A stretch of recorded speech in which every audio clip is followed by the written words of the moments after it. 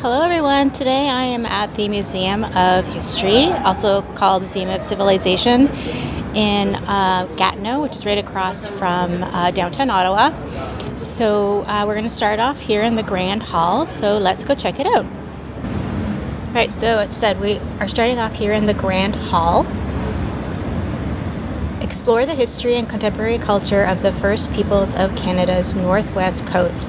These 6 house structures were recreated from historical photographs and oral histories of houses that stood in coastal villages 100 to 150 years ago. Arranged in the shape of a traditional village facing the water, these houses illustrate the region's cultural diversity. These structures were built and installed by teams of carvers from the communities of the Pacific Coast in the opening of the museum in 1989.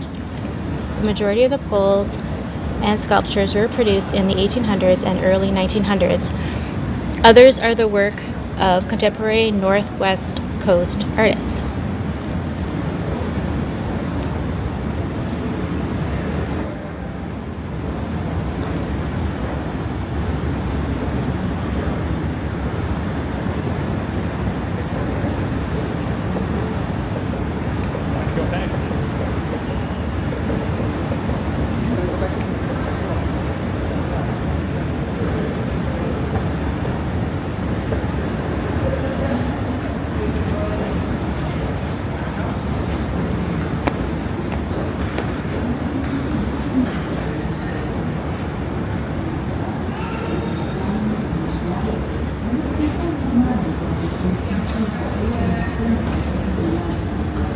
This recreated house is a smaller version of a Coast Salish house that in the 1860s stood near today's city of Nanaimo. No record has been found of the exact significance of the entry design. Carved house points and paintings inside Coast Salish houses often represented a supernatural being.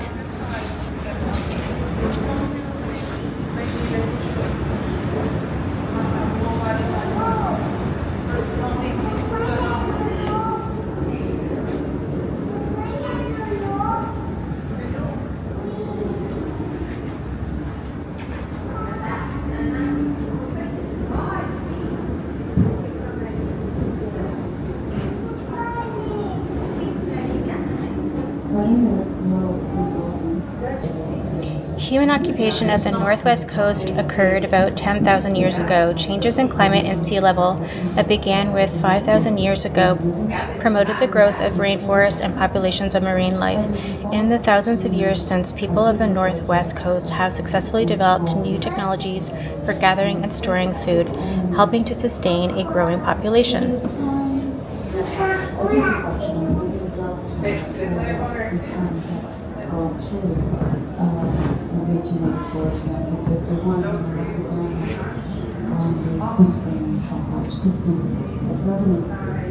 So I thought it was very forward-thinking and exciting to open up a museum, and we were able to tell a great story from history on the land, which is a 12,000-year history, in this very small space called Small Treasure House.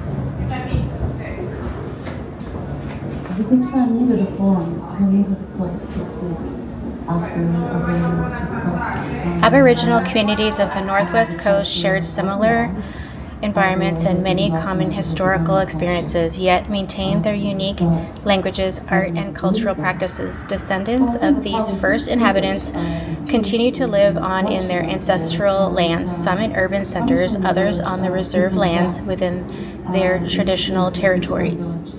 Along the Spin River. This is made of applewood, and it belongs to a house group, a chief named Light, which is snake. And it's carved exquisitely, but I've learned from the documentation that a hired carver made this, but it was commissioned to a chief in Quebec, which was not uncommon. There was very many people along the Spin River. How you rake in respect to the chiefs that the song talks about and sings about and celebrates.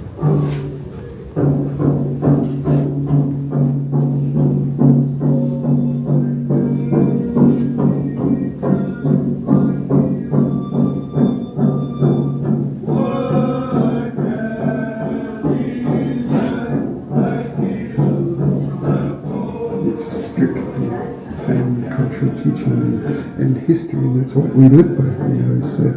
Is that when we do those songs, when we do those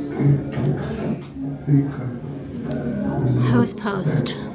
a real copyright of what we own as a family.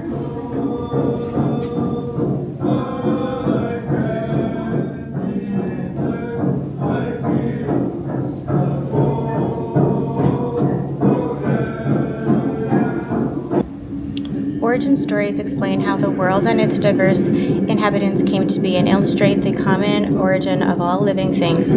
The wearing of masks in public performances help link the human wearer to the realms of the natural and the supernatural.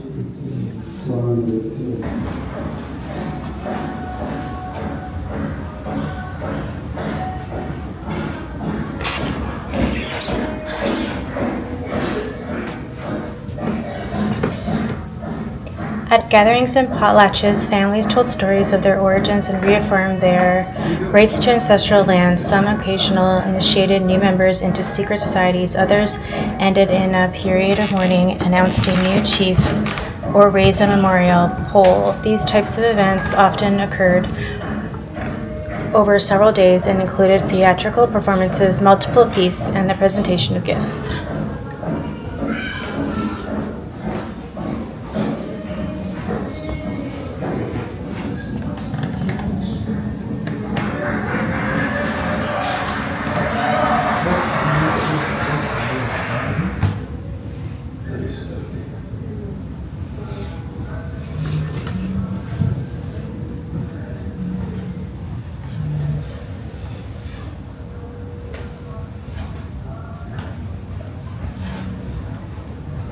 C'est une blessure qui pour plusieurs ne guérira jamais. Les pensionnats ont laissé un legs tragique partout au pays sur l'île de Vancouver. Et une Première Nation de Port-Alberni espère qu'un nouveau matotémie qui rend hommage aux survivants de ces écoles les aidera dans leur processus de guérison.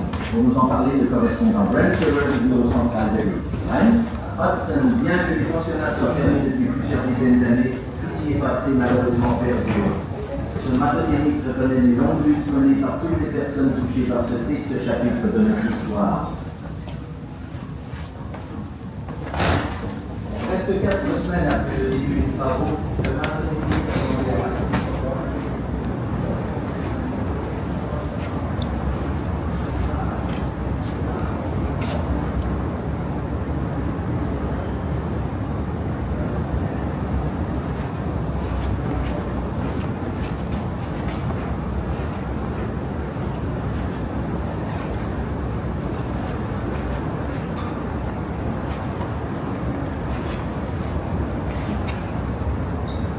This painted canoe was probably made at Wagliza around 1900. It was originally purchased by the Canadian Fisheries Museum.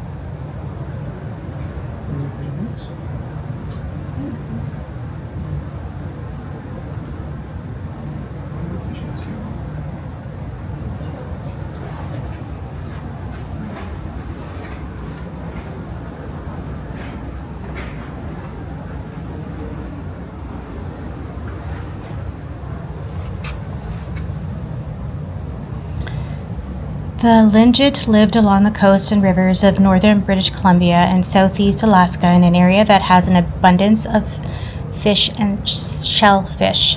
The surrounding forests and mountains provide shelter for deer, bears, mountain goats, rabbits, and many other animals. Spruce, hemlock, and yew trees historically supplied materials for housing, tools, and utensils, while berry bushes and edible plants continue to provide food for the Tlingit people. This exhibit features elements of a traditional house interior. The side walls show the style of house construction found in the most northerly Tlingit villages. In these areas where cedar trees were too thin to provide broad planks for siding, the horizontal spruce log construction offered strong protection against enemy attacks. The 4 house posts were carved in the early 1800s. They have been passed down through many generations of important families. Their carvers and owners are known by name and linked to rich oral traditions and legends. The backdrop drawing is taken from an 1844 illustration by a Russian artist showing the funeral of an important clan leader of Sitka, Alaska. The canoe, the boxes, and the copper in front of you would be items typically displayed during the ceremony. The men in the photograph to the right wear regalia similar to that shown in the backdrop drawing.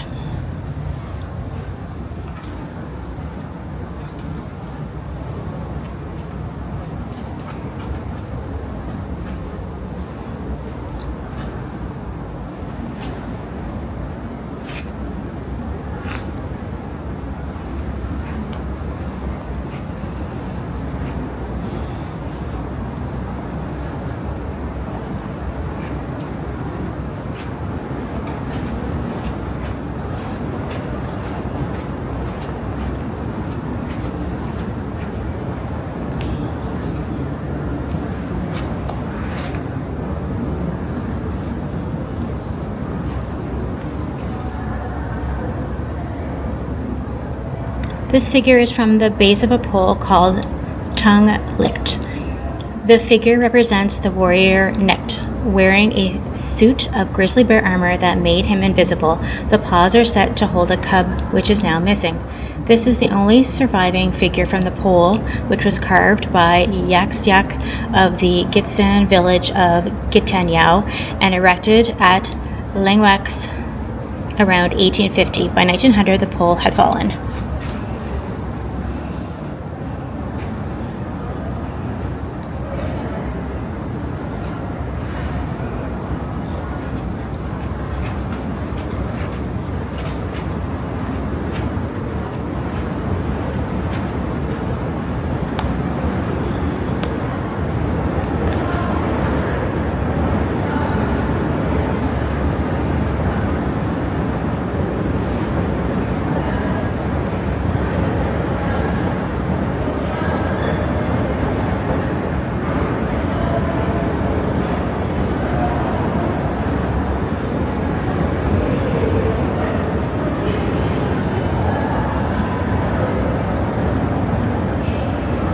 Haida artist Bill Reed was a renowned master carver and scholar.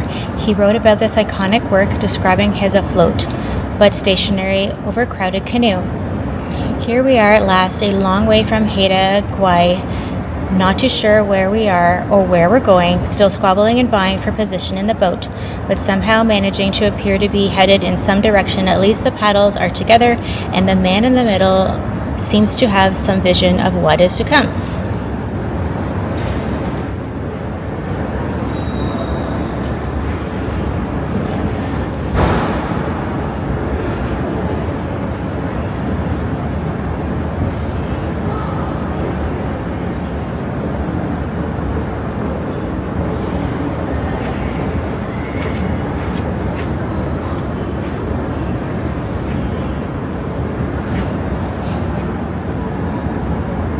This pole stood at the front of the house of the cave-in, or rock slide house, which was constructed sometime after 1879 in the Haida village of Kamshiwa. It was purchased by a museum at the beginning of the century, stood at a Salvation Army boys camp during the Great Depression, and passed into private hands before coming to the Canadian Museum of Civilization in 1982.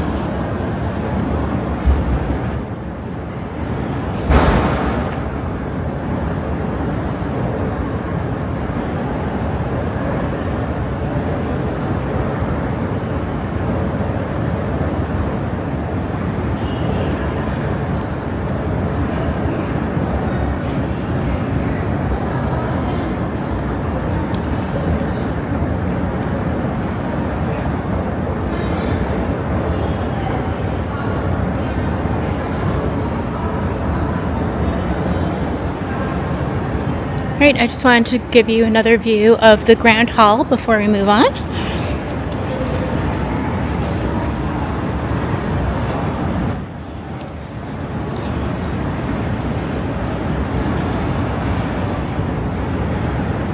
So we had just walked through all these houses. And this is what they look like on the outside.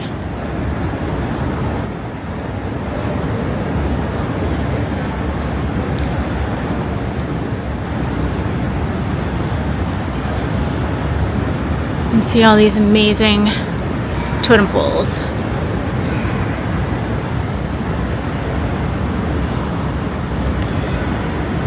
This is my favorite part of the museum.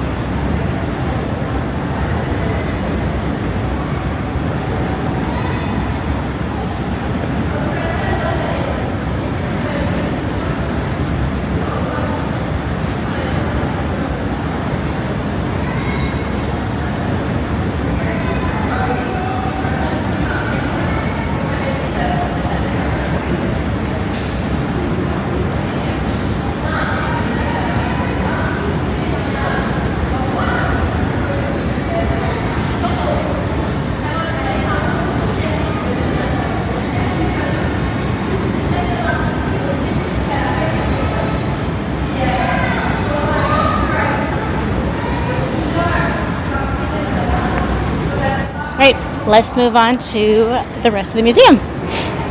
Okay, now we're going to check out the First Peoples Hall, which is still on the first level.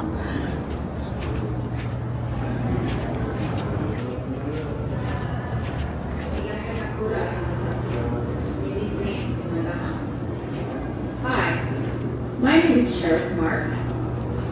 I come from the Chiniki Band, Stoney Nakoda First Nation in Morley, Alberta. And I am in Banff, Alberta. I'm taking part in a dance program. I come from a family. Welcome, we are the First Peoples. We include Inuit First Nations and Métis. Together we have often been called Native. Now we are more often known collectively as Aboriginal. It has been hard to find an acceptable common name because we are, in fact, hundreds of distinct people. Each of these people has its own name, language, ancestral land, and culture. Today we live on reserves and in hamlets, towns, and cities across Canada. We are connected with one another by our survival as Aboriginal people through the last 500 years. We also maintain our connection with our land and strive to keep our languages alive and our culture vital in the modern world. Welcome to the First Peoples Hall.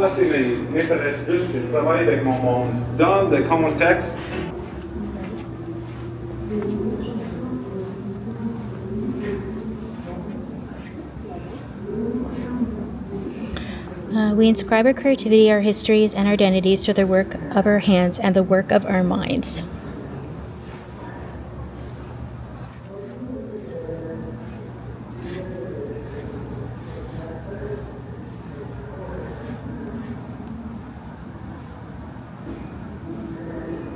Some mittens and dresses.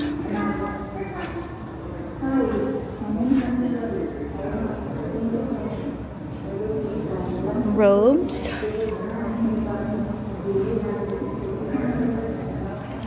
moccasins,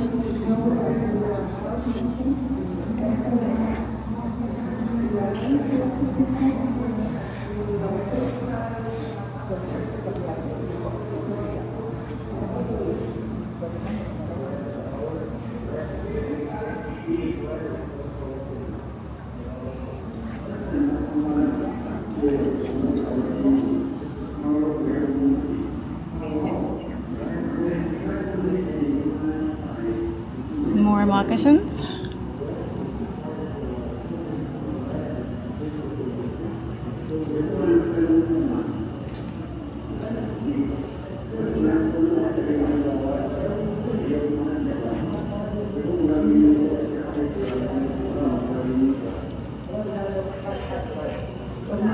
children's clothes, parkas,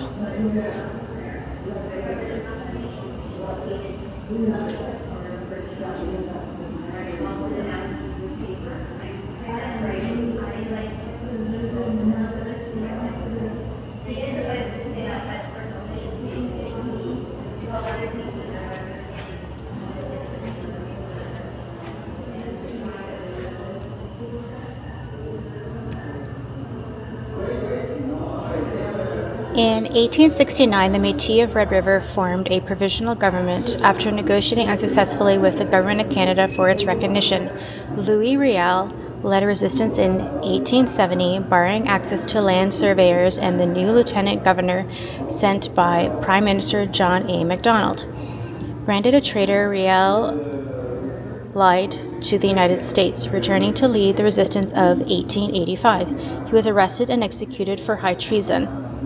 In 1982, the Canadian Constitution recognized the Métis as one of the three Indigenous people in what is now Canada.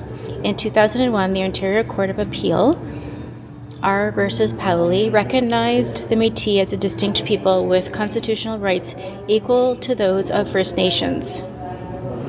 So this coat, Métis, Saskatchewan, around 1885, said to have been worn by Louis Riel during the Métis resistance of 1885 in Saskatchewan.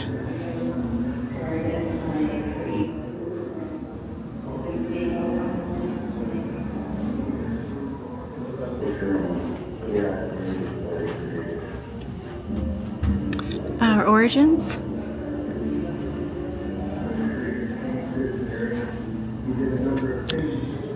About 18,000 years ago, at the height of the last ice age, almost all of northern North America lay under a heavy mantle of glacial ice. The land was uninhabitable and, by modern standards, unrecognizable. Only the far northwest, a region known as Beringia, was unglaciated and open for human occupation. The early history of First People in Canada begins with the fact of this glacial ice and its subsequent melting.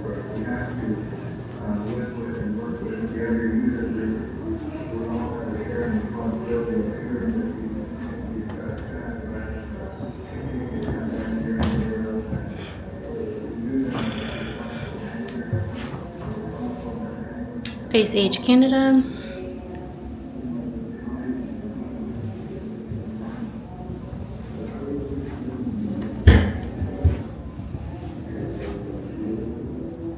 Evidence from the caves. Although the remains of more than 50 species of mammals and birds have been recovered at Bluefish Caves, no human remains have been found there. Human presence at Bluefish is represented by the tools people left behind and the marks they left on the bones of their prey. So, a neat detail is the floor, where you can see fossils and maybe tools.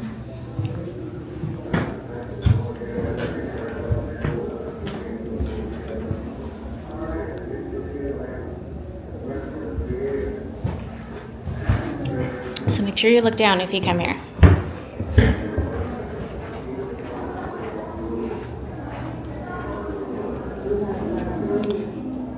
Right. I love this sculpture.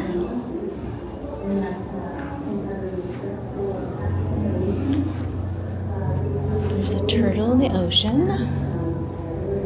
And then above, it's called the Sky Woman.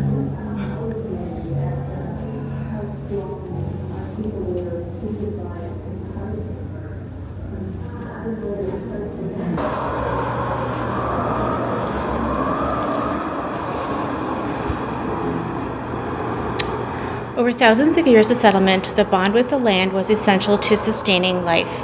Each Aboriginal society developed a complex economy based on local resources and commodities obtained through trade. The exhibits in this section explore the role of whaling, fishing, communal hunting, farming, and trading in supporting Aboriginal societies across the northern half of North America.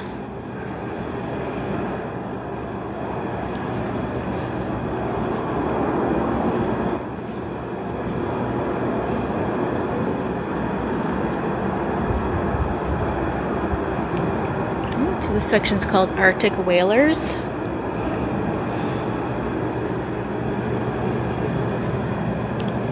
And this is a warm house.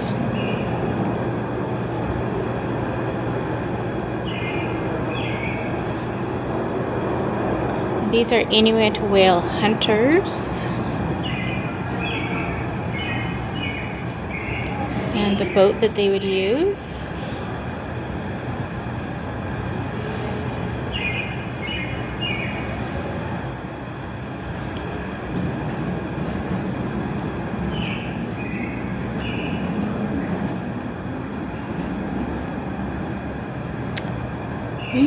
The maritime people. There's a canoe.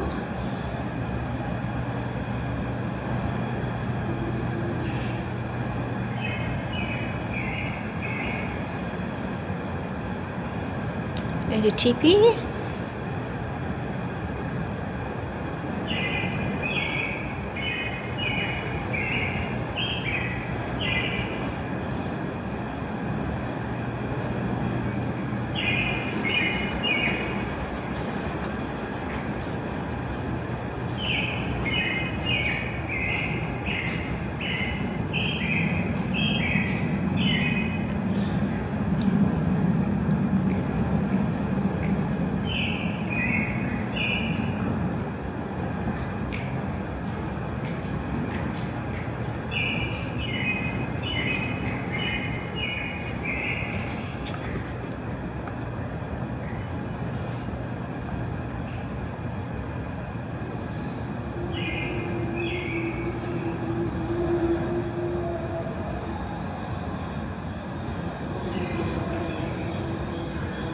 So constructing a bison pound involved enormous labor. People built converging rows of small rock and brush cairns that could stretch for a kilometer or more across the prairie. These rows formed drive lanes between which the bison were driven toward the pound. The location of a pound was governed by the local landscape, a knowledge of bison behavior, and the availability of building materials. The walls of the pound were built using hundreds of wooden poles cut with stone axes. These poles were interwoven with brush and covered with hide so that the bison could not see a route for escape. Over thousands of years, people developed and adopted new and more efficient weapons to hunt bison.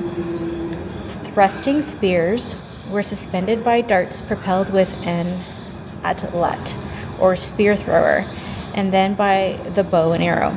There were also many changes in the styles and weapon tips.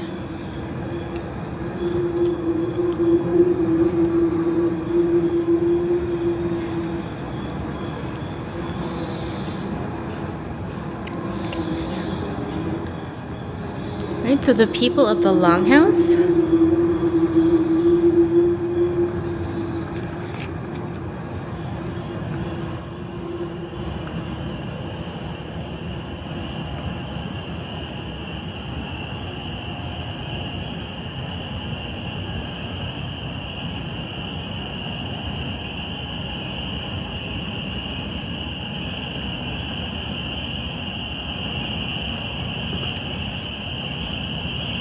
Within the Iroquois village, longhouses were important activity centers.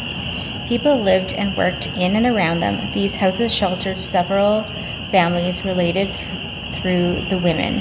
If need be, the longhouse could be physically extended to make more room for new residents. Here's an image of a longhouse.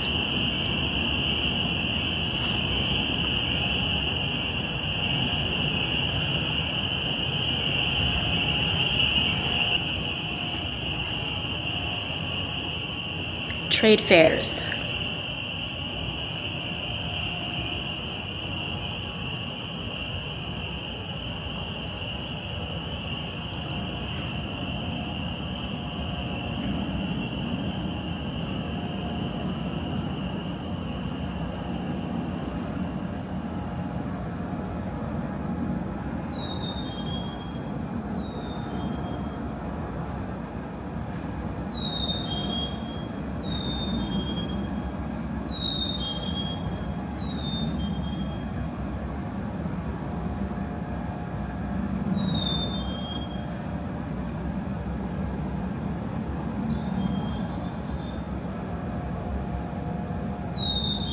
Trade fairs. In ancient times, Aboriginal people traveled to trade fairs to meet with groups from far away. Trade fairs enabled people to share resources and ideas and contributed to an exchange network that spanned North America. Today, many First People go to powwows, social gatherings that feature many of the same activities as ancient trade fairs.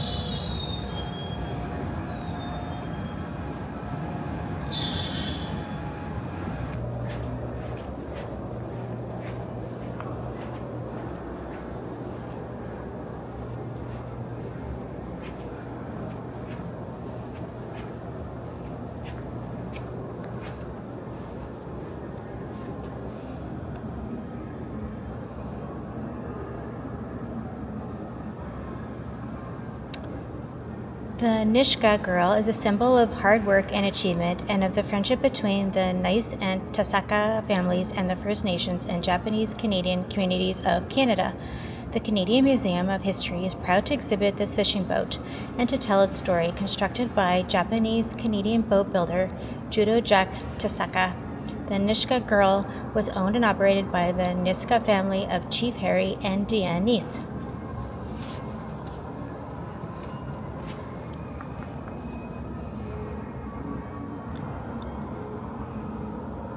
Fishing for trade and for subsistence has always been an essential part of the lives of the First Nations of Canada's West Coast. Since the 20th century, commercial fishing has been a significant source of income for coastal First Nations. Despite inequities within the settler-controlled industry and frequent shifts in Canadian fishing regulations, the Nisha girl is a part of these dynamic traditions. A commercial gill netter, the Nisha girl fished by stretching kilometer-long nets into the water along the British Columbia coast.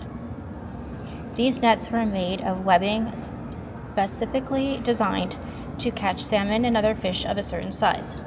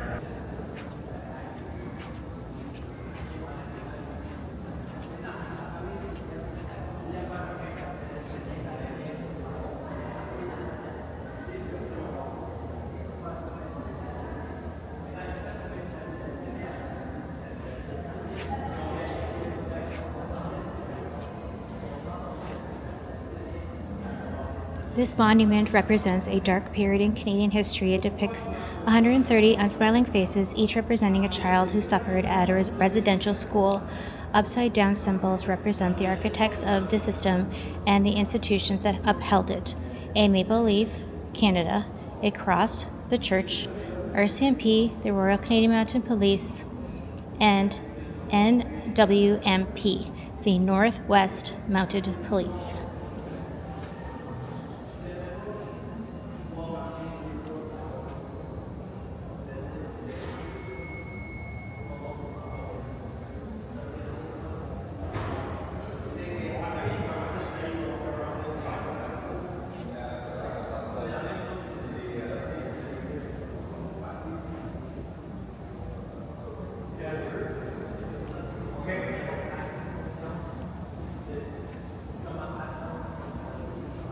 All right, we're going to head upstairs now.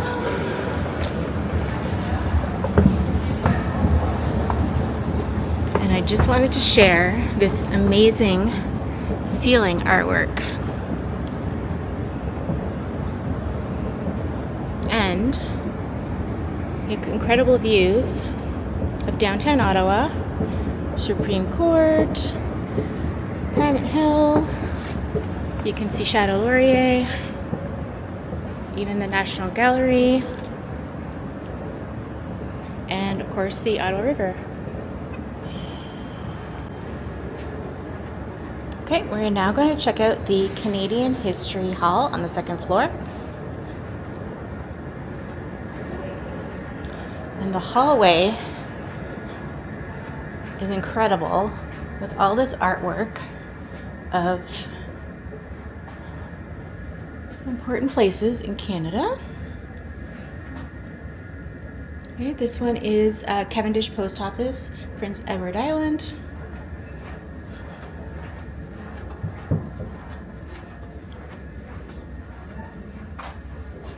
And here you got the Big Nickel, which is in Ontario. It's a roadside attraction.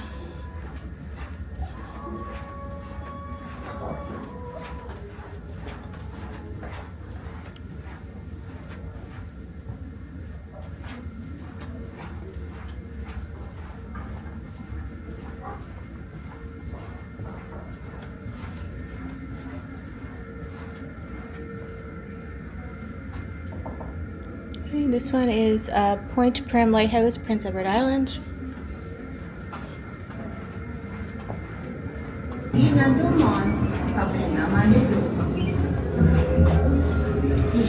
First peoples created prosperous and vibrant societies and are confronted by newcomers from Europe.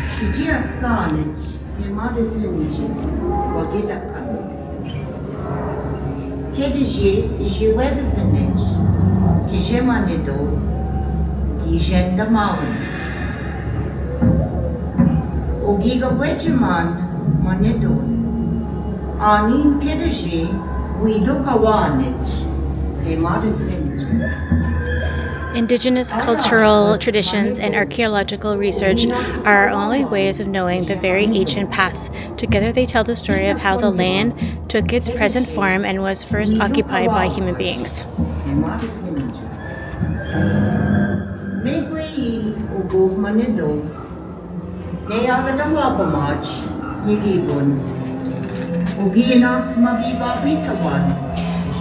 Clovis people. Clovis culture, named after an archaeological site in New Mexico, refers to the earliest well-attested archaeological evidence of human occupation in North America south of the glacial ice. Clovis people lived about 13,500 years ago in a world of towering glaciers in the north and immense glacial meltwater lakes further south. They hunted now extinct animals using spears tipped with distinctive stone points. Clovis archaeological sites have been found throughout much of what is now the United States and southern Canada. Clovis spear points, scrapers, tool banks,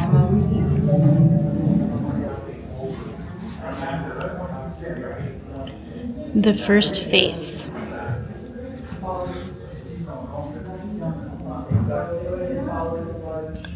This ivory carving is between 3,900 and 3,600 years old. Found on Devon Island in the Canadian High Arctic, it is one of the oldest depictions of a human face in North America. The carving may represent the face of an elderly woman. The lines carved on her forehead, chin, and cheeks are likely facial tattoos. Some Inuit women wore similar tattoos until the mid-1900s.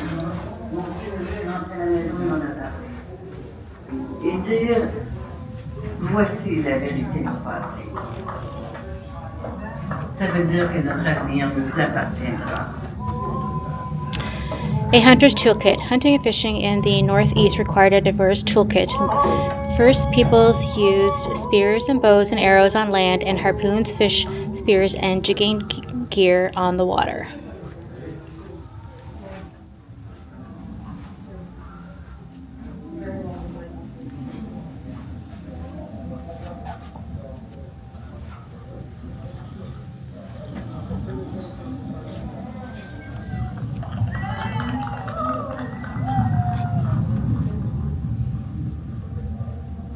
Strong at light, birch bark canoes began to replace dugout canoes about 3,000 years ago. Over time, First Peoples developed a range of different designs adapted to specific uses. Master builders continued to preserve traditional canoe-making techniques. These birch bark canoes connected Algonquin people to the land, the water, and their heritage.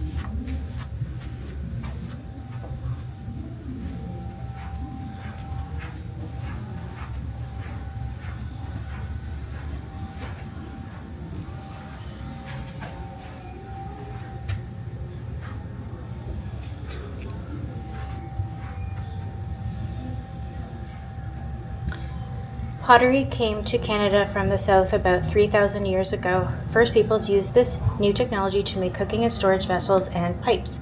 These items had previously been made from stone, wood, or fiber. Pottery was easy to decorate, reflecting the taste of its makers. As a result, archaeologists can use pottery styles as a sensitive marker for cultural and chronological change. Today, First Peoples remember that Aboriginal pottery was made largely by women. Techniques and decorations were passed down from mother to daughter.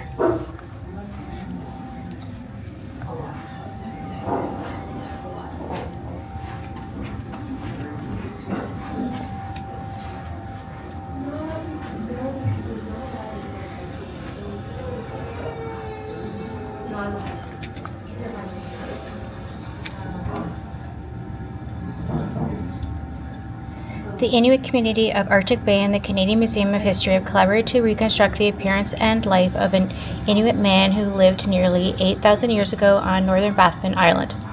He was about 40 years old when he died and had carved his autobiography into the ivory tools that were buried with him. Marks on his skeleton corroborate the story inside on his tools. Both reveal that he was a skilled kayaker and hunter who lived an eventful life.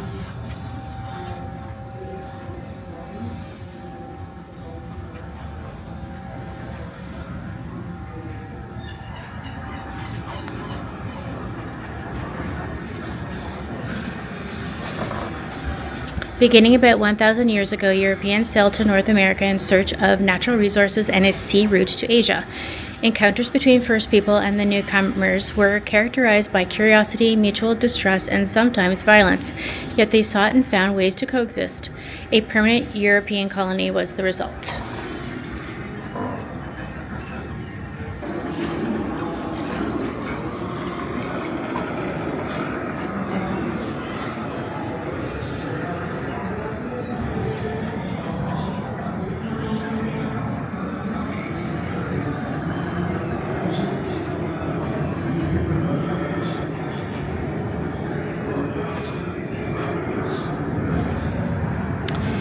Many ways to catch a fish. Some fishing crews lived and slept aboard their ships, catching and processing the fish through wet salting in barrels. Only occasionally would they land on shore to replenish vital supplies. Other crews set up and occupied seasonal shore stations where they processed their catches by salting and drying.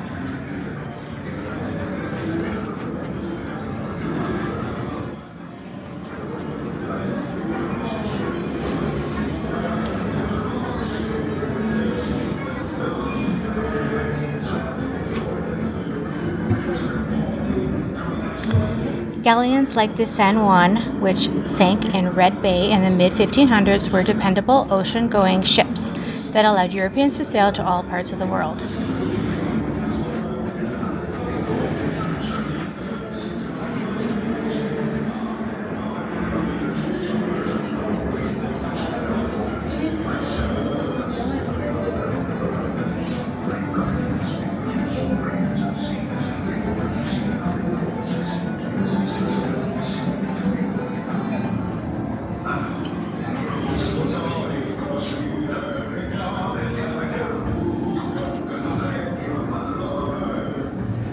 Direct contact between First Peoples and Europeans in the early 1500s appeared to have been limited to coastal regions. These encounters could be dangerous for First Peoples. There is documented evidence of Indigenous captives being brought to Europe by force and paraded through city streets. Archaeological findings also reveal that First Peoples' trade networks carried European goods over long distances inland.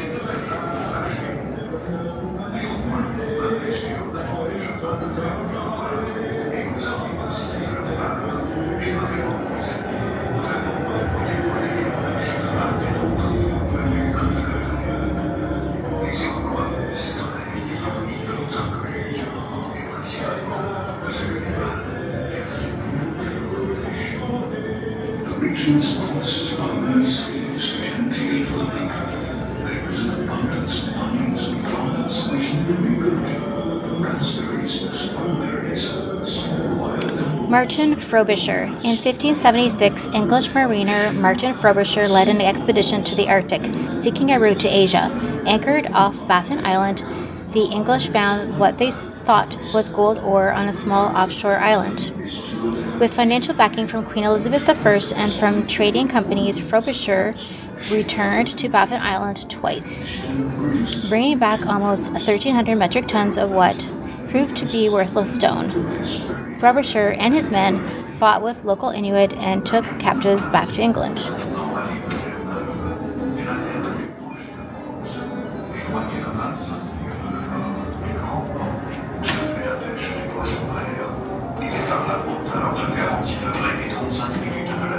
More than 60 years of epidemics, warfare, and diplomacy led to a redrawing of the map of the Great Lakes and St. Lawrence Valley. First people even welcomed the French within their existing trade and political systems. However, European diseases brought suffering and death, which led to social strain and political instability.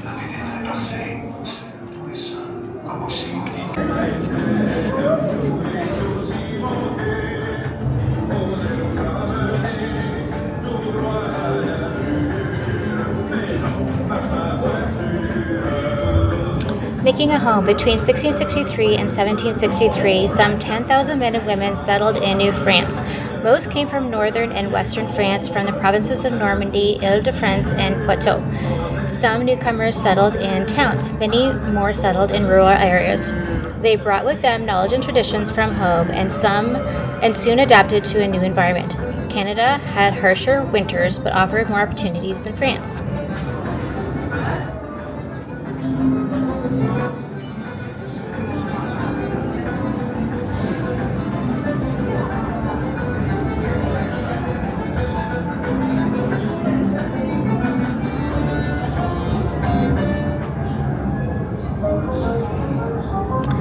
Farming employed most settlers, but many had no experience as farmers before coming to New France. They learned quickly and made a basic living from the soil. Clearing was backbreaking work. A typical habitant could clear only 1 arpent, about 3,000 square meters each year. Wheat was the habitants' major crop. Most families also kept livestock such as cattle, chickens, and pigs, and grew peas and other vegetables.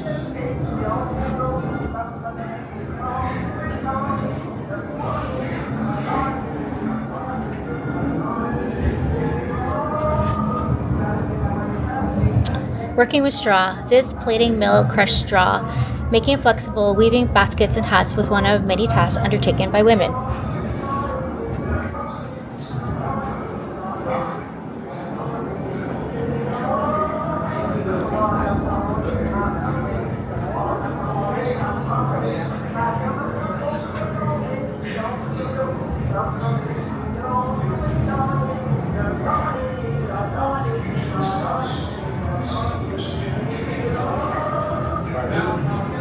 Religious observance marked the passage of time just as the seasons did. Church leaders prescribed 37 holy days of obligation in addition to Friday fasts and Sunday masses.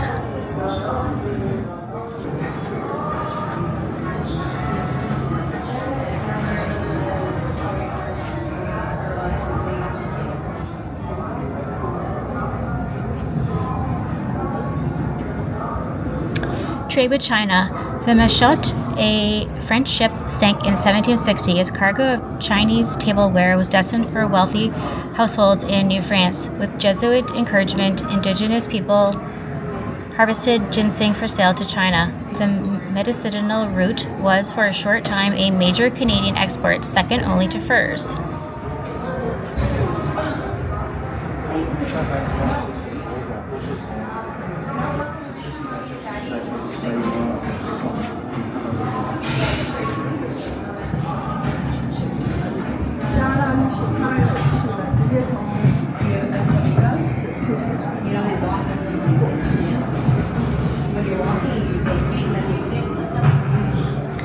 These objects came from a French fisherman's trunk found off Cape Breton Island. The plate features lines from a popular love song from the 1700s.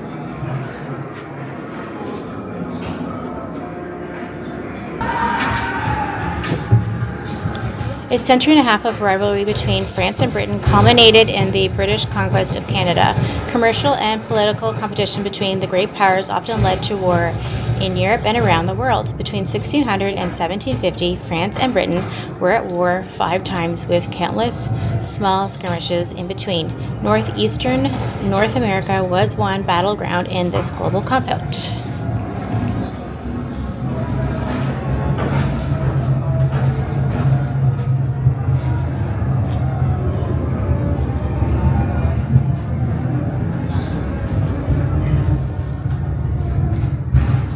James Wolfe's cloak. Isaac Barre, who may have been at Wolfe's side when he died, acquired this cloak after the general's death.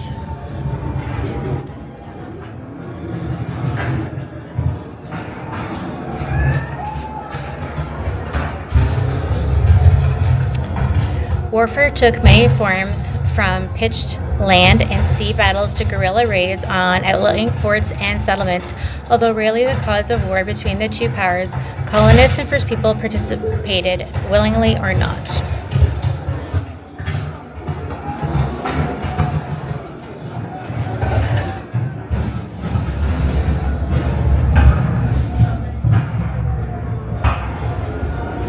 The Frederick Eaton Family Gallery.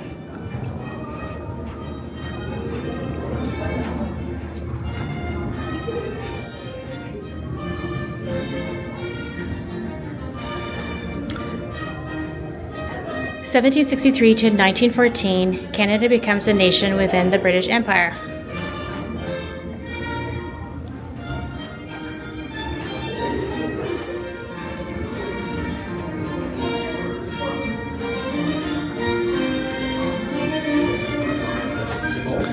Following the British conquest of Canada, France ceded nearly all of its North American possessions to the victorious British.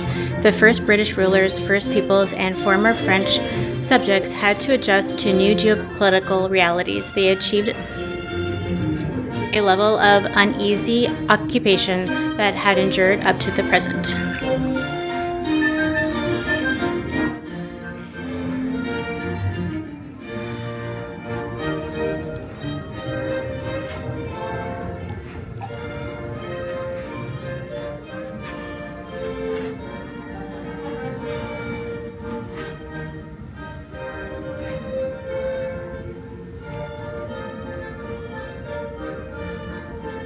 James Thomas's dirk. Dirks were Scottish daggers worn with both military and civilian Highland dress. Frances Brooke, The History of Emily Montaigne. Brooke told the story in the form of letters between characters in the novel.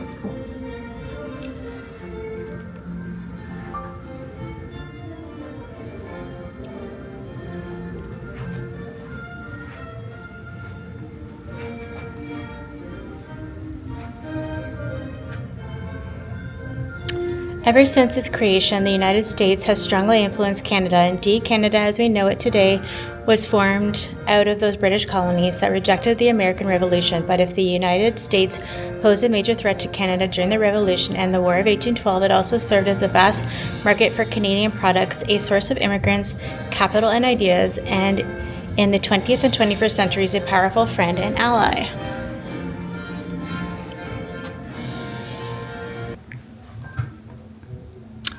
Between 1776 and 1840, the non-Indigenous population of British North America increased from under 100,000 to over 1 million.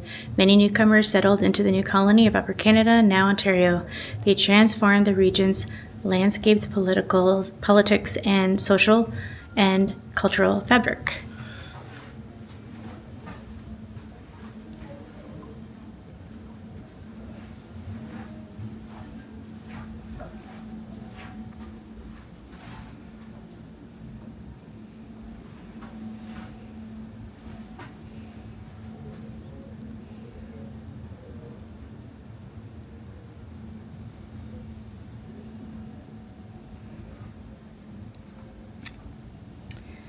The arrival of the Loyalists prompted the organization of two new colonies, New Brunswick in 1784 and Upper Canada in 1791.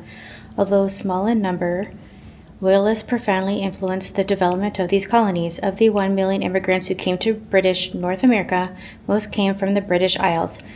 Americans also migrated northward, looking for cheap land. Black Loyalists and German-speaking Mennonites were also among the early arrivals.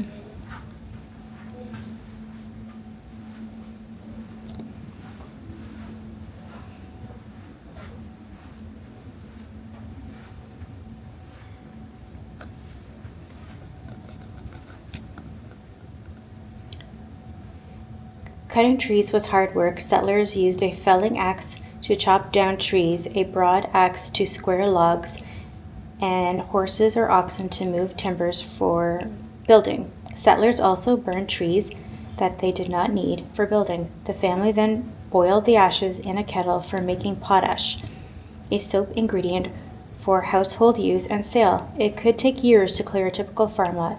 Most farmers left some trees standing for firewood and for maple sugar production.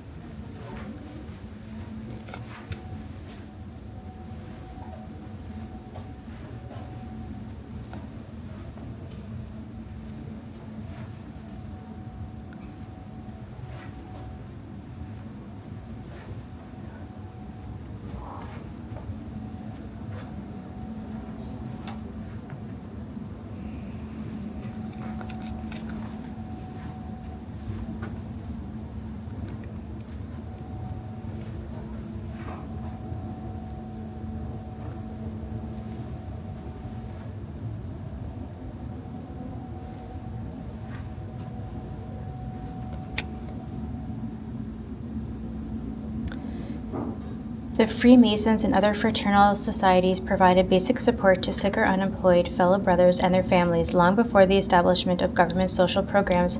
Candlelit lodge meetings, complete with secret rituals and distinctive regalia, gave men an opportunity to socialize. Lodges also offered many men their first experience of democracy. Freemasons at Birds Rapids on the Rideau River used this ballot box to vote on candidates for membership. While the lodges were only open to men, they relied on female labor. Members' wives and daughters produced the lodge's aprons and candles.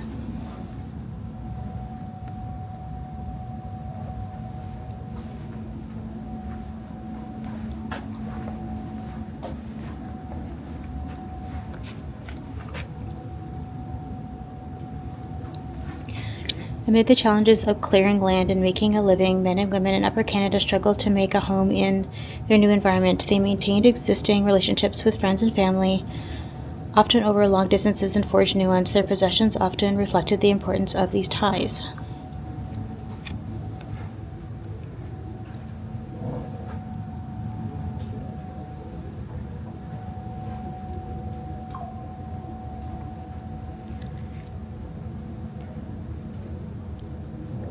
The spinning wheel.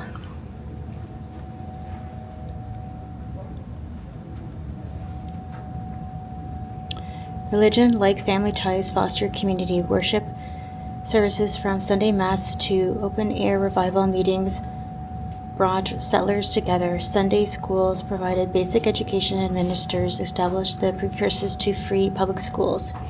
Women also found opportunities to socialize and take on leadership roles in their congregations. Anglicanism was Upper Canada's established religion. However, this province was home to people of many denominations, including Methodists, Presbyterians, Mennonites, Quakers, and Roman Catholics.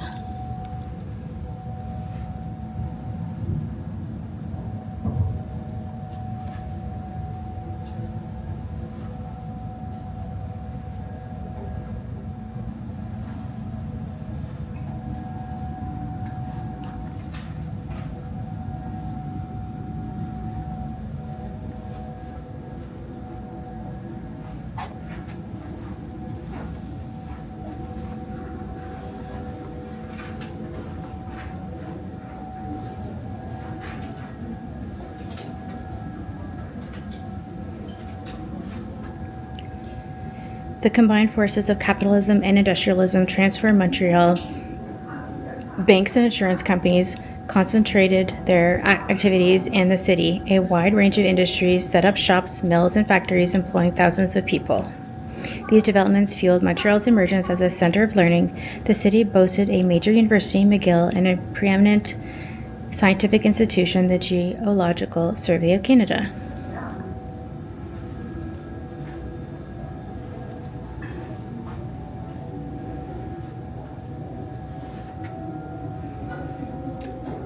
Montreal became one of North America's major railway centers. The Grand Trunk Railway changed the face of Montreal by stimulating local business and industry. Among the company's initiatives was the construction of the Victorian Bridge between 1854 and 1859. The new bridge allowed for a continuous rail connection between the Canada's and the ice-free harbor of Portland, Maine. By 1859, the Grand Trunk Railway controlled 1,760 kilometers of track, making it the longest railway in the world.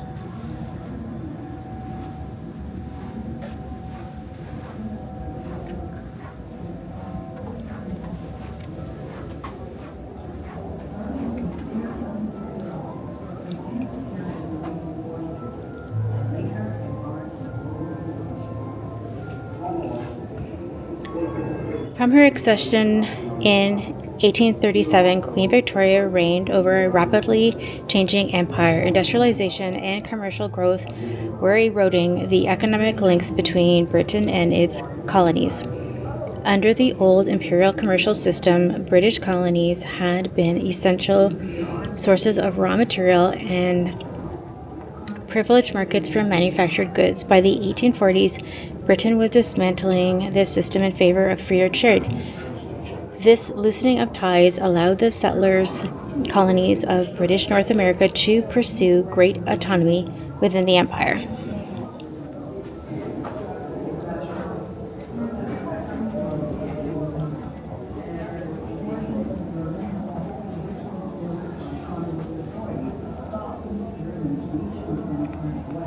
Lord Durham and Union. In 1838, the British government sent Lord Durham to investigate the causes of the rebellion and to recommend reforms. Durham made two recommendations. First, grant greater self-government. Second, amalgamate the two colonies in order to engulf and assimilate Francophone Lower Canadians, whom Durham considered a people with no history and no literature. The Crown rejected the first recommendation but accepted the second. Under the 1840 Act of Union, Upper and Lower Canada were united under a single assembly and government. English became the sole official language.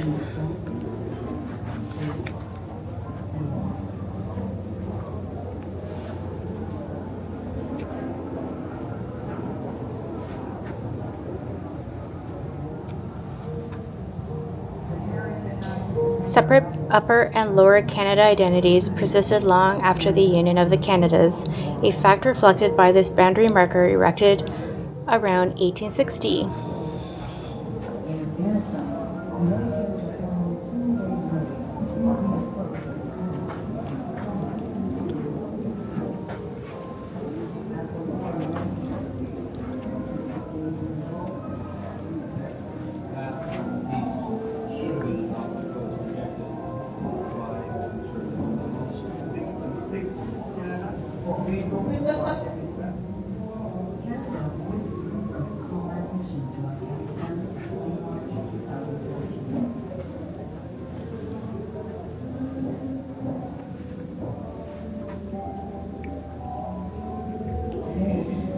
By late 1866, Confederation had been ratified by the governments of the United Canadas, Nova Scotia, and New Brunswick, but Prince Edward Island and Newfoundland held out. In December of this year, delegates from the United Canadas, Nova Scotia, and New Brunswick met in London, England, to prepare for the passage of the British North America Act by the British Parliament.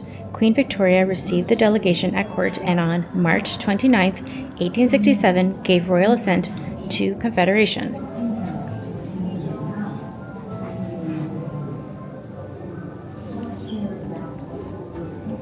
The Quebec Conference. 1 month after the Charlottetown Conference, delegates from the United Canadas, the Maritimes, and Newfoundland gathered in Quebec City to hammer out the details of Confederation. Their final blueprint resulted from negotiations and compromise between different regional, linguistic, and cultural interests. It divided power between a federal parliament and provincial legislatures. The federal parliament would comprise two houses, an elected lower house and an appointed upper house.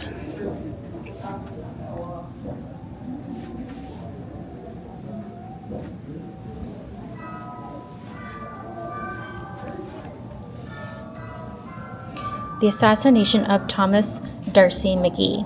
McGee's denunciation of Fenianism led to many Irish immigrants to see him as a traitor. On April 7, 1868, he was shot and killed on Spark Street in Ottawa. This revolver was found in the pocket of Patrick James Wheeland, who was arrested within hours of the assassination. It was later used to convict him, but doubts about his guilt have long persisted. He protested his innocence right up to the gallows, and although Whelan admitted that he did not know the man who shot Mr. McGee, he never provided a name.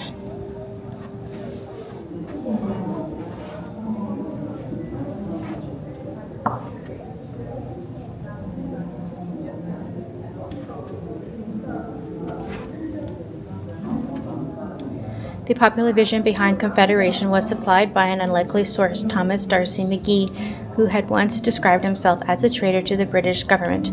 During his youth in Ireland, McGee became involved in efforts to free his native country from British rule and even advocated revolution. Yet after immigrating to the United Canadas, McGee developed a profound respect for British-style parliamentary government, believing that it could sustain a great new northern nation in which minorities would enjoy liberty and tolerance. Elected to the Assembly in 1857, McGee became famous for his impassioned writings and speeches in favor of Confederation.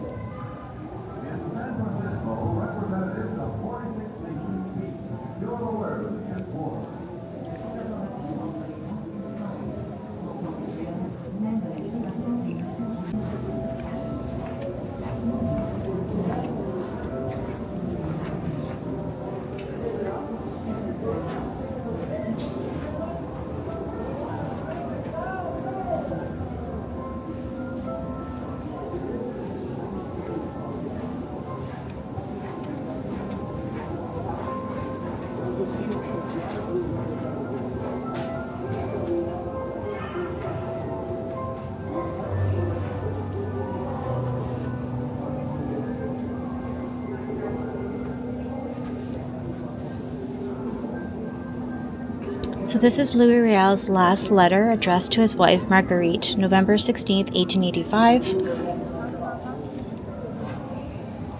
And this is Louis Riel's handcuffs. These handcuffs were used to restrain Louis Riel immediately before his execution on November 16th, 1885. There's this incredible church in the middle of the museum. Let's go check it out.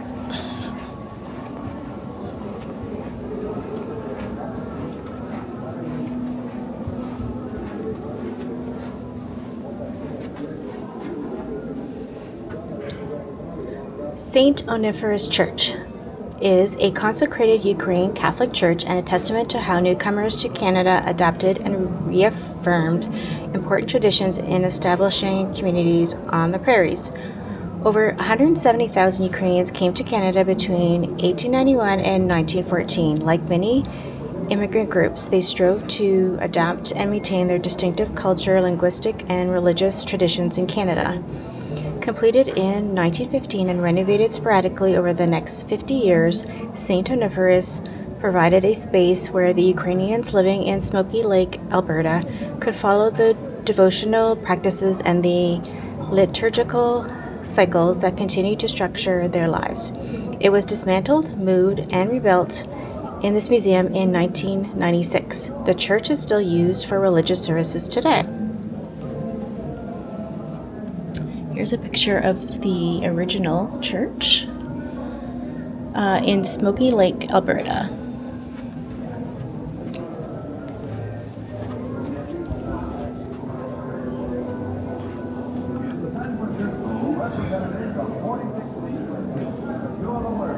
All right, let's go check it out inside.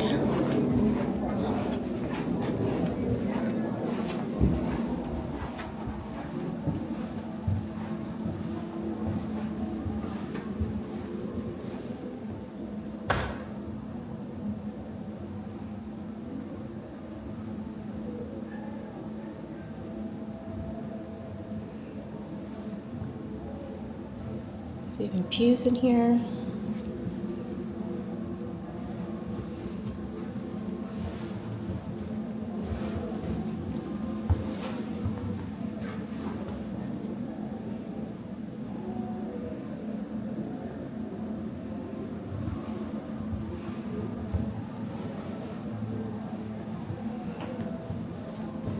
Incredible. There's even the all-seeing eye on the ceiling I just noticed.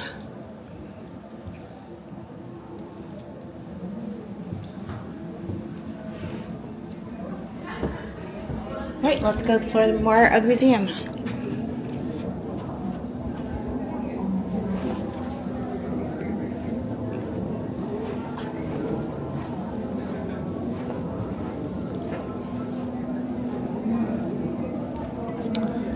Wow, I love this dress.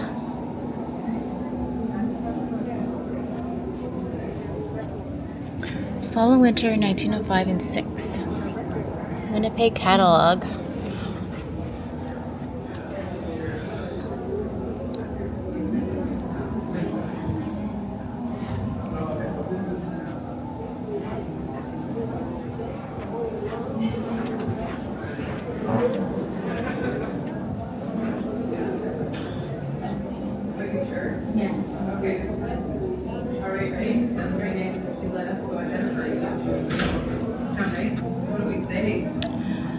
Women's suffrage was a hotly contested issue. Men often argued that giving women the vote would degrade their femininity. Suffragists countered that their contributions as women, as well as their war work, made their voices just as important as men's, and between women's, the federal decision to grant the vote only to relatives of soldiers during the war was divisive. 3 Manitoba women, Minnie Campbell, Frances Bannon, and Nellie McCluggan, provide a glimpse of some of the debate. And here are their pictures.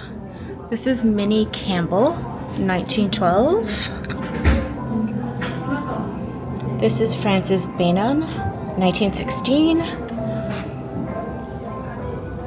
And this is Nellie McClug, 1917.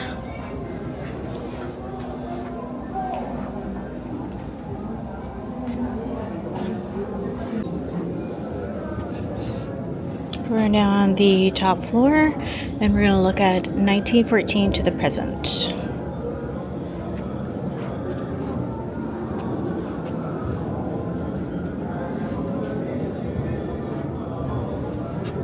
So Canada's contribution to the First World War enhanced its autonomy and its stature on the world stage. In 1914, Canada had a population of about 8 million.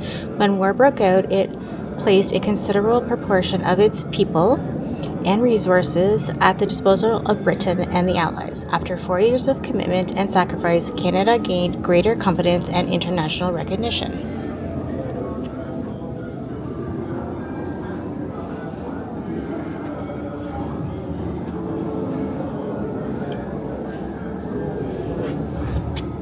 When Britain declared war against Germany in August 1914, Canada, as part of the British Empire, was automatically involved. The same applied to Newfoundland, a separate dominion at the time. Canada made an enormous contribution to the war effort over a period of 4.5 years. 620,000 men and women enlisted, of whom 425,000 served overseas with the Canadian Expeditionary Force, along with some 6,000 more in the Royal Newfoundland Regiment. At home, many more supported the war effort in factories and fields.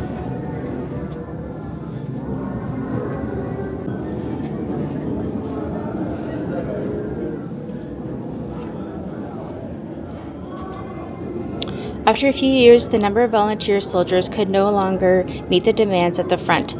Canadians born in Britain and their children had been keen to enlist. Those with deeper Canadian roots, particularly the Francophones, had been more reticent. Prime Minister Sir Robert Borden felt that he had no choice but to resort to conscription. A majority of English-speaking Canadians strongly supported conscription, while most French speakers opposed it. The 1917 federal election presented voters with a choice between the pro-conscription Union Party and Sir Wilfrid Laurier's Liberal Party. The result revealed a deep divide along linguistic lines. Conscription was ultimately imposed.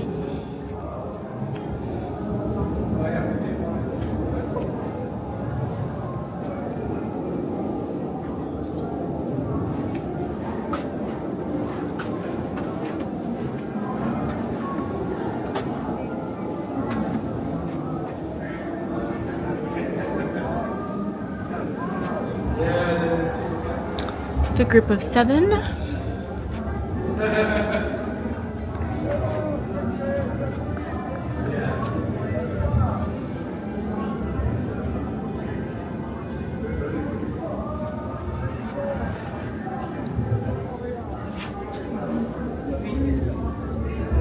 While Canada was slowly gaining political independence, artists were also seeking to affirm their national pride. Why copy European tradition when Canada had its own? On May 7, 1920, the Group of 7 launched its first exhibition. The works of painters Franklin Carmichael, Lauren S. Harris, A.Y. Jackson, France Johnson, Arthur Lismer, J.E.H. MacDonald, F.H. Farley, and their friend Tom Thomson, who died prematurely, were etched on the Canadian imagination. Other artists included A.J. Casson, who joined the group over the years.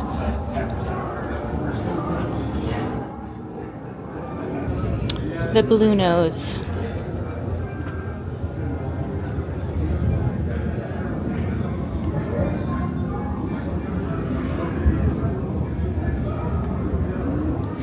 Touched its oversized Canadian 10-cent coin from 1937.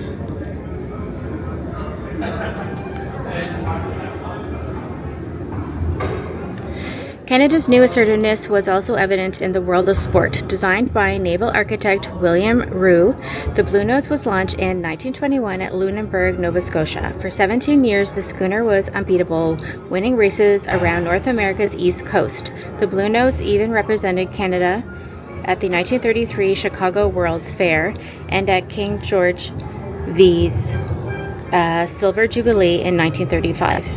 Since 1937, it has appeared on the Canadian dime.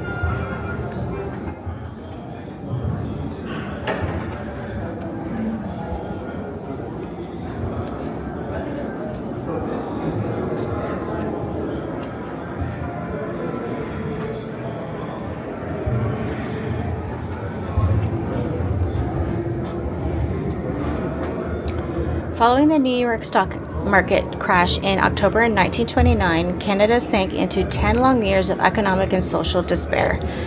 The New York stock market collapsed in the fall of 1929 as stocks lost 39% of their value, or 10 times the U.S. government's annual budget. The crash unleashed a wave of disaster that would affect the whole world for 10 years. Canada was among the most profoundly affected countries. Goods no longer sold, businesses laid off workers in alarming numbers, family revenue sank, and government aid was insufficient. In the winter of 1933, Canada's unemployment rate reached around 20%. In spite of it all, people looked for signs of hope, often in the form of political miracles.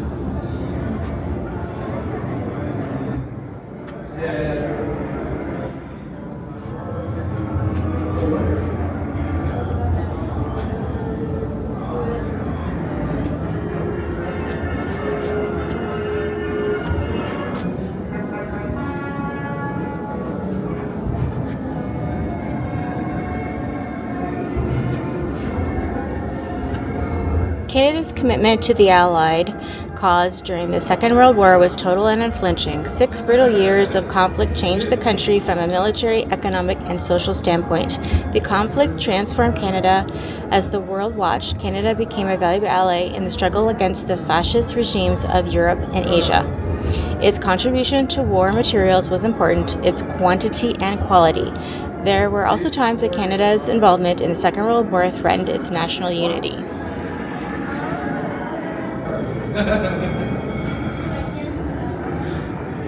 At the end of the First World War, Canada had not been ready to make the leap from a military economy to a civilian economy.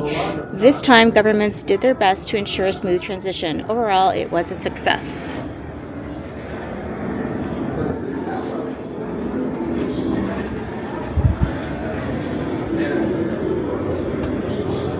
Wartime industrial expansion, American demand for manufactured goods and natural resources, and the rebuilding of Europe's fueled an era of relative prosperity in Canada. New social welfare programs sought to sustain this prosperity and to reduce economic inequality.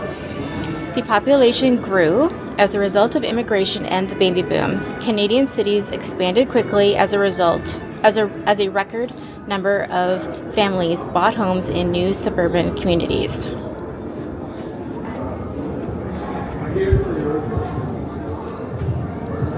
Canada's population swelled after the war, fueled by increased immigration and a spike in the birth rate known as the baby boom.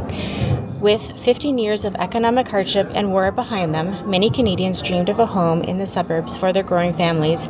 Their children, the baby boomers, grew up in a world of new ideas about parenting, family, and childhood.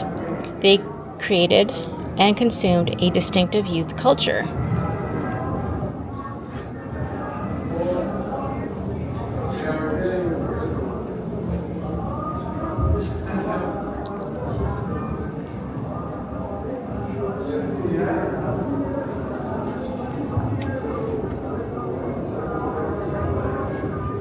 Rock and roll embodied the youth culture of the late 1960s. Randy Bachman was an important figure in the development of Canadian rock and roll at the time.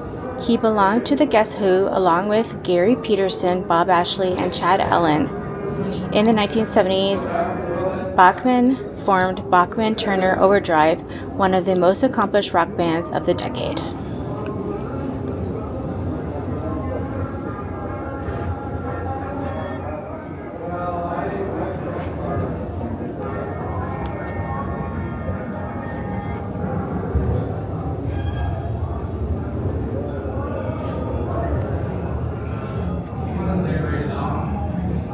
By the early 1960s, many baby boomers had reached adolescence.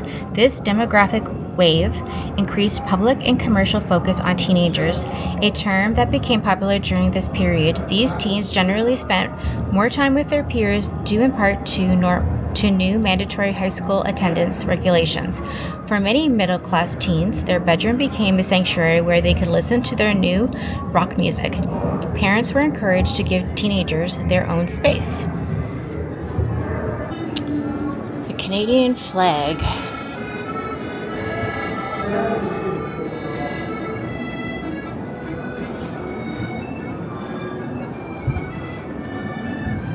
In October 1964, the committee presented its recommended design with a single red maple leaf. The Prime Minister asked to see variations of the final design flying from a flagpole at his residence on Harrington Lake. Civil servant Ken Donovan hurriedly called his daughter, Joan O'Malley, to ask her to help sew some prototypes. Using this sewing machine, she prepared the first maple leaf flag ever flown.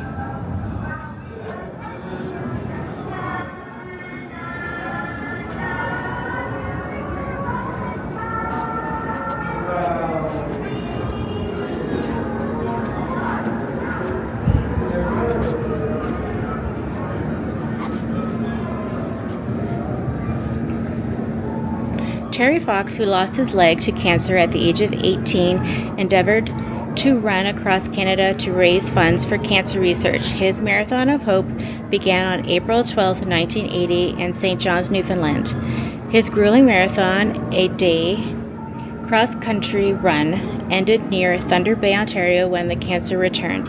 He died in June 1981 after raising $24 million, which met his goal of collecting $1 from every Canadian. Terry Fox's story of courage continues to inspire through annual Terry Fox runs held around the world.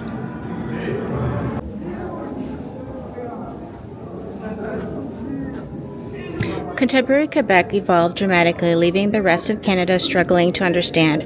During the 1960s, the Quiet Revolution brought a series of rapid reforms. Since the 1970s, the debate of independence has divided Quebecers.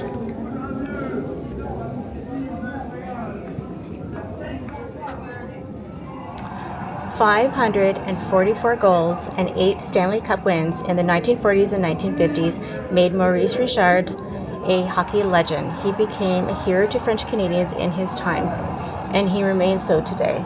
Coming from a modest background, the Rocket was hardworking, strong, and no nonsense. He faced challenges but ultimately triumphed. His number 9 has become the symbol of an entire people."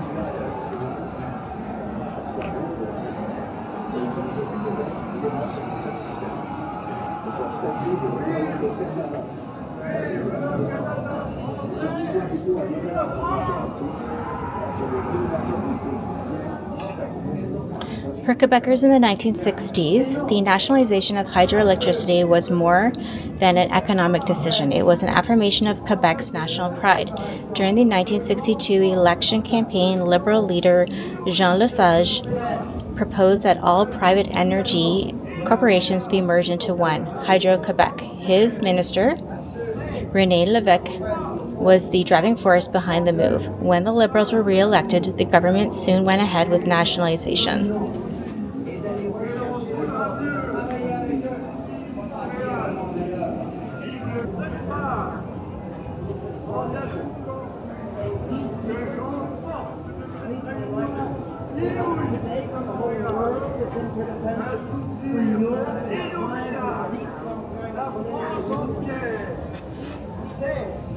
The October Crisis. Beginning on October 5, 1970, Montreal, Quebec, and Canada were caught up in a major drama as the violence of the separatist extremists reached a new peak with the kidnapping of British diplomat James Richard Cross. A few days later, provincial cabinet minister Pierre Laporte was kidnapped as well. Fearing for the hostages' lives, the federal government invoked the War Measures Act at dawn on October 16th. With civil liberties suspended, nearly 500 people were detained without warrants. Cross survived his ordeal, but Laporte was murdered.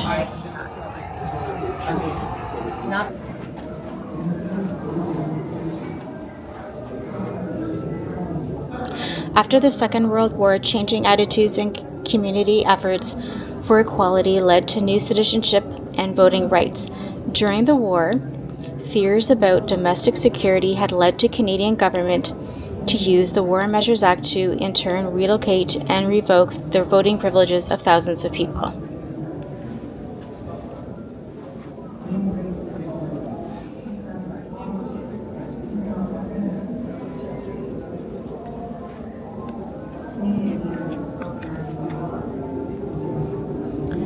As well as introducing a distinct Canadian citizenship, the federal government responded to public pressure to broaden voting rights. Between 1947 and 1955, most racial and religious restrictions on voting were removed. In 1960, the federal government extended the vote to status Indians.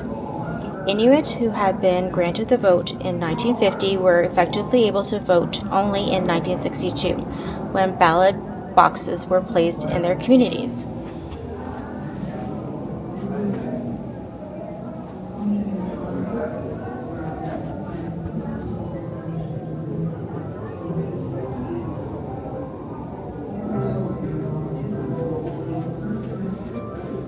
Right now we're going to go check out the Canadian stamp collection. The floor is really neat. It's got a bunch of stamps.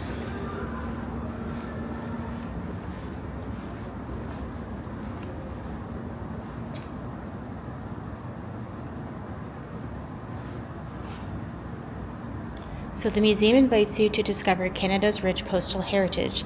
The National Stamp Collection includes all of Canada's postage stamps from the very first issued in 1851 by the Province of Canada to the present day. Stamps are more than communication tools. These small illustrated pieces of gummed paper help us discover not only the people who have left their mark on Canada, but also our country's achievements and important monuments in its history.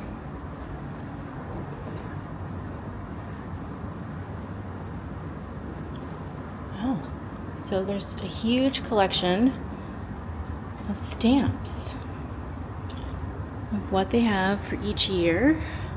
So this is 2016.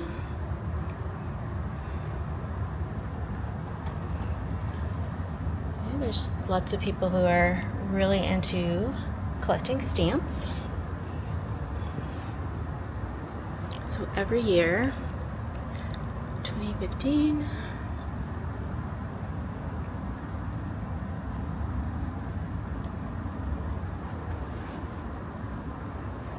(2014),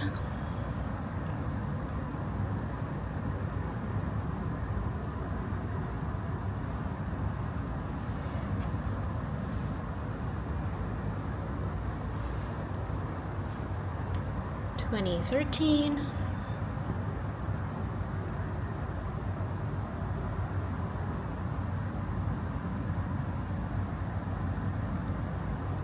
and so forth. I won't show you all of them because that would take me all day.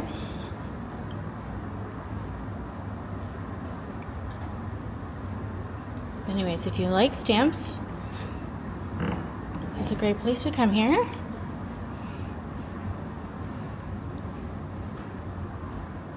That's neat how it all lights up. So on this side, shows you at the top 1988 to 2016 stamps.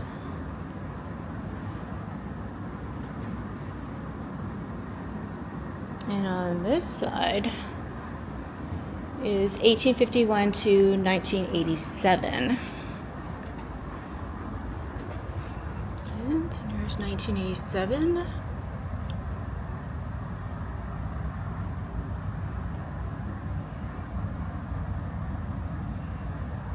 And I'm curious to go check out what things were like before I was born.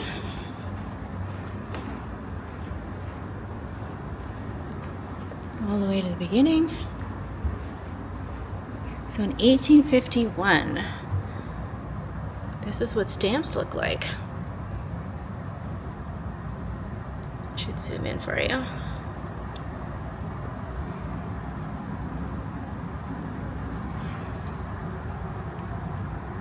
These are 1860.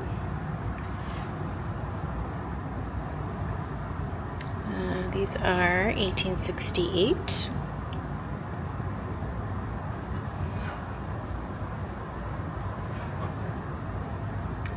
These are 1897.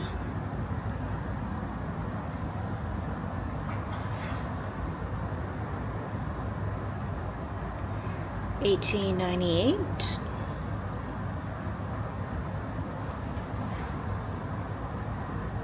Now we're into the 1900s. This is 1908.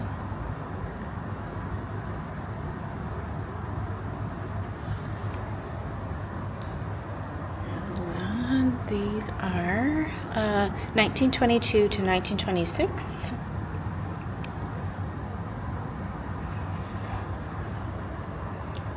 And then we're getting into 1930 to 1932. And so forth. So yeah, if you enjoy stamps, come check them out here at the Canadian Museum of History. Hello everyone, thank you so much for joining me today on this tour of the Canadian Museum of History in Gatineau, Quebec.